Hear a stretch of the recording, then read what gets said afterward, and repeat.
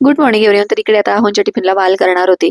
पण त्याआधी की नाही आता संक्रांत येणार आहे आणि संक्रांतीसाठी की नाही आपण बऱ्याच वेळा वाण देण्यासाठी काय द्यावं असा विचार करत असतो आणि मी जी वस्तू दाखवणार आहे ना, तर तशा गोष्टी पण तुम्ही देऊ शकतात संक्रांतीला वाण म्हणून. तर इकडे आता भाजी करून घेतली. शेंगदाण्याचं वाटण घालून आज भाजी केलेली होती. त्यासोबत मला भाकरी खायची होती म्हणून भाकरी पण केली एक माझ्यासाठी आणि आहोंचा टिफिन तयार करून घेतला. खूप छान लागते ही भाजी. त्यानंतर घरात की नाही आपल्याकडे बरेच असे कापड पडलेले असतात, लेस पडलेले असतात. ते वापरूनच आपण ही वस्तू तयार करून घेऊ शकतो.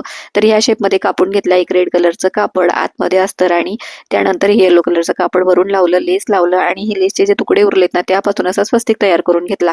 तर मस्त हे समईचे आसन आपले तयार झालेले आहेत आणि 2 झालेत छान तयार. तर अशा प्रकारे आपण वापरू शकतो दिव्यासाठी, समईसाठी.